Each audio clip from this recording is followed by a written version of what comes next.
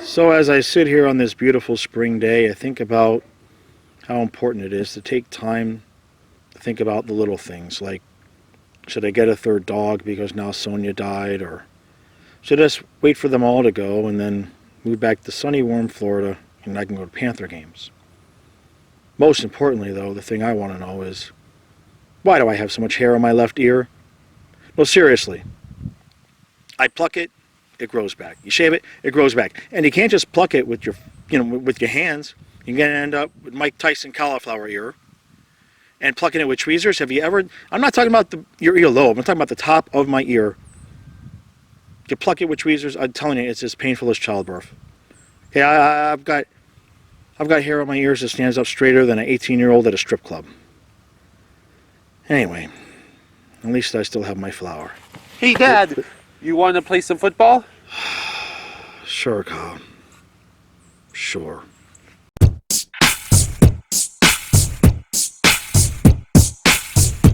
Let's go Panthers! Let's go Panthers! Let's go Panthers! Let's go! Go! Puck drop. And 3, 2, 1, Let's go Panthers! Let's go Panthers! Let's go Panthers! Let's go! Go! All right. We are finally back home after a long road trip. Wonderful road trip. And so now, look, you can't blow it, okay? The Hawks, I think, what are we, 5 points ahead of them? And we got 2 games in a row. Do we have 2 games in a row? Do we play them Monday again? So I'll have to look. I thought for some reason there was a weirdness in the schedule there and we only played them once. But I think we play them twice. But obviously, I don't know. Anyway, it's an important game, obviously. Any of the games in the with those teams in the top 4, including ourselves, it's going to be important the rest of the way. A couple of lineup changes as far as I've seen. Bob is still in net. We get Duclair back, and we get Strawman back. Which, all right, but what it looks like Yandel and Strawman are working on that second pair, and then you've got Forsling and Gudis down to the third pair. I don't know about that so much. To be honest with you, I think Forsling and Gudis should be the second pair, especially with Strawman coming back. Other than that, the only lineup change is Duclair comes back. He's playing tonight in the 4th line. So Lomberg gets his goal, and he's out of the lineup. So, but with Duclair on the 4th line, now they got Tippett on the 3rd. Marshman staying on the first line. So somewhere in there, is coach going to keep Duclair in the 4th line? That's not likely to happen. I tweeted about this one thing. Don't forget, Carter Hagee is also a center. Okay? So if we get to where we're at a numbers game, and Tippett's going to keep playing this well, and coach is going to insist on Duclair being in the lineup, the guy on the outskis could actually be Lamico, and then you move Verhage down to center the 3rd line and put Lou to center the 4th line. I don't know what Verhage's history is in terms of being the center and everything, but you want to have your best players on the ice, and it's not like Lou was lighting it up at 3C anyway. So don't be surprised. I have a sneaking suspicion that if Tippett continues to play this well and coach is going to keep Duclair in, that I think it'll be one of those bottom 2 centers getting out and Verhage maybe moving down and centering the 3rd line. Just trying to figure out how we're going to get the best players on the ice. That's what I would like to see happen in terms of giving it an opportunity to try it and see what happens. Because, coach, he loves those veterans. So it's not going to surprise me after Duclair plays this game, if he plays well, to see him in the top 6 again. So, all right. That's enough of that. We're going to move on to that and to the intermission periods. I'll talk about what happened with the Mike Matheson box. And, we got to get 2 big points tonight. We cannot blow this game coming off of a road. You know what I'm trying to say. Just get 2 points.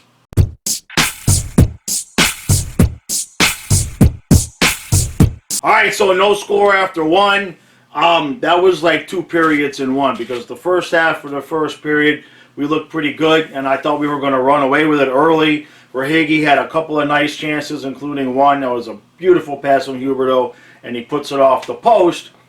And then the second half of the first period, the Hawks woke up and we went to sleep at the same time.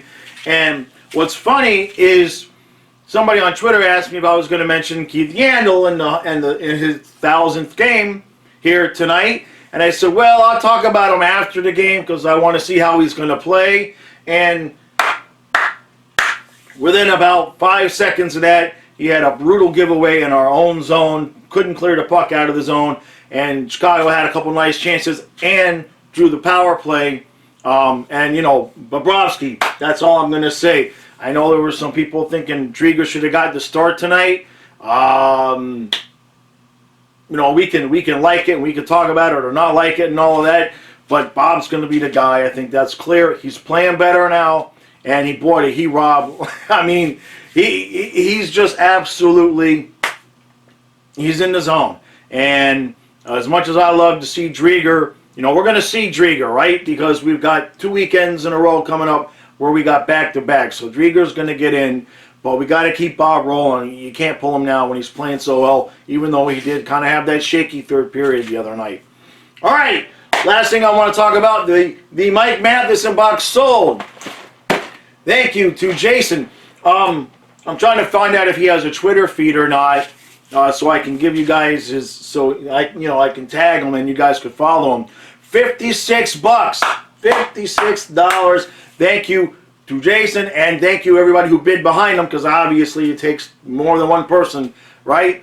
So that's going to buy me a new tripod, guys. And absolutely, I'm stoked about that, because I have to keep taking this one from downstairs and I use it in a small, a small size, and I have to bring it up here. I put it all back together and wind it up to the exact right height. So now I can just leave this one here perfect. Thank you, cannot thank you enough. Now, if we ever get rid of Ekblad and Yandel, we had to do something with these guys. But for now, and he's got something planned too. So there will be a video at some point with what he does with the box. So I'm excited to see that. All right, moving on to the second period. We got to play better than we did the second half of the first. That's for sure.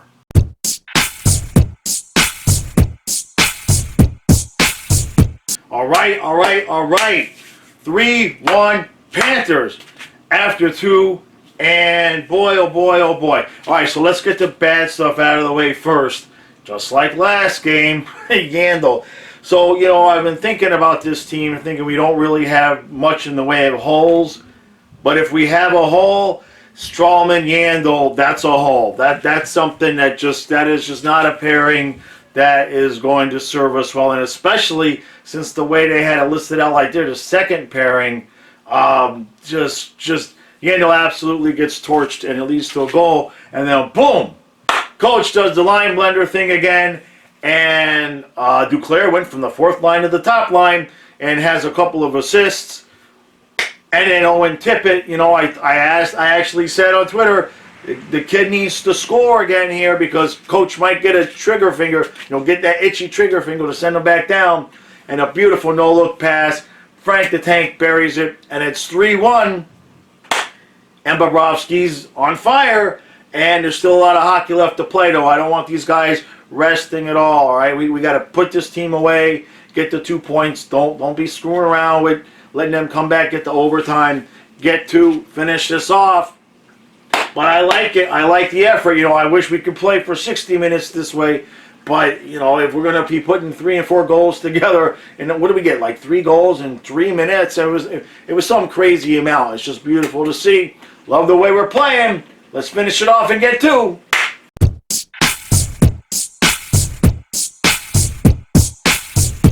Two big points. Yes.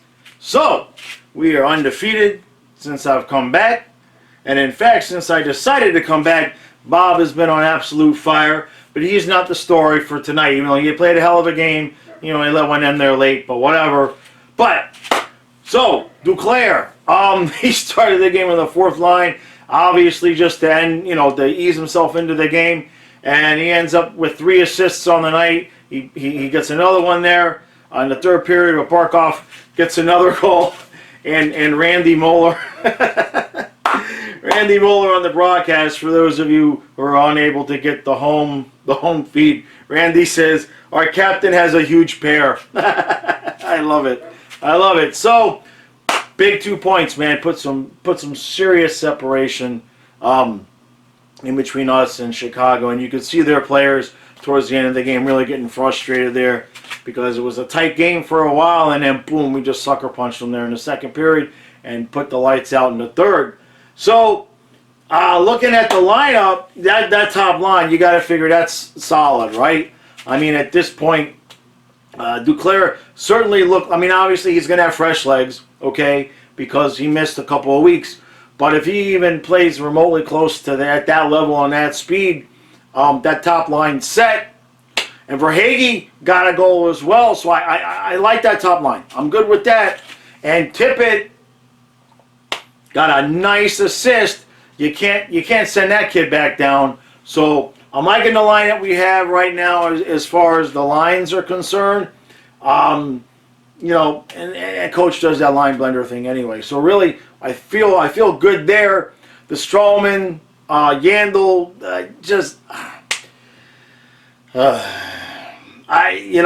they're not costing us games right now. I guess that is what we can say.